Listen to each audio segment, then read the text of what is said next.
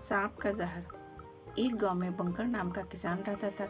वह रोजाना ही अपने खेतों पर काम करने जाता था। बंकर अपने खेत में बहुत मेहनत करता था। रोज की तरह वो उस दिन भी अपने खेतों में अपने लिए पोटली में दोपहर का खाना बांध कर चला। आज उसे खेतों में कीटनाशक छिड़कना था, इसलिए साथ में कीटनाशक के डिब्बे भी थे। सारा सामान लेकर वे खेत पहुंचा। खेत में काम करते करते बंकर को भूख लग गई और बंकर थक भी गया था। तो उसने सोचा खाना खा लेता हूँ और थोड़ी देर पेड़ के नीचे आराम कर लेता हूँ। बंकर खाना खाकर वहीं बगल में सारा सामान रखकर अपना गमछा बिछाकर पेड़ के नीचे आराम करने लगा। थोड़ी देर ना जाने कहाँ से एक काला जहरीला सांप आया और बंकर को डस लिया।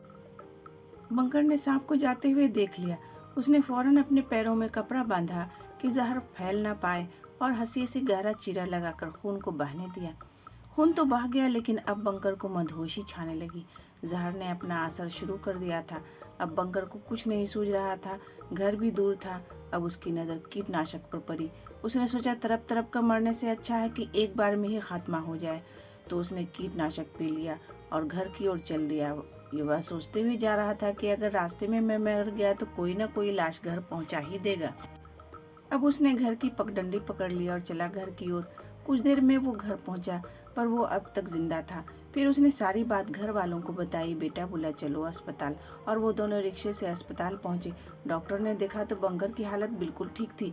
उसके शरीर में जहर होने के कोई लक्षण नहीं दिख रहे थे। फिर डॉक्टर ने बंकर से कहा कि मुझे शुरू से सारी बात बताओ। बंकर ने सब कहा सुनाया।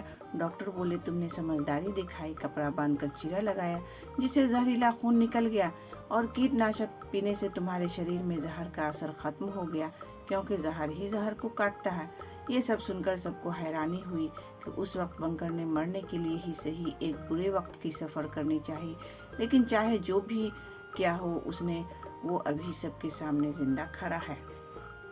उम्मीद करती हूँ ये कहानी आपको पसंद आई होगी। इस कहानी पे आपकी क्या राय है हमें कमेंट करके ज़रूर बताएं।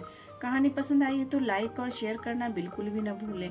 चैनल पर नए हो तो चैनल को सब्सक्राइब ज़रूर करें। कहानी पूरे सुनने के लिए आपका बहुत बहुत धन्यवाद दोस्तों।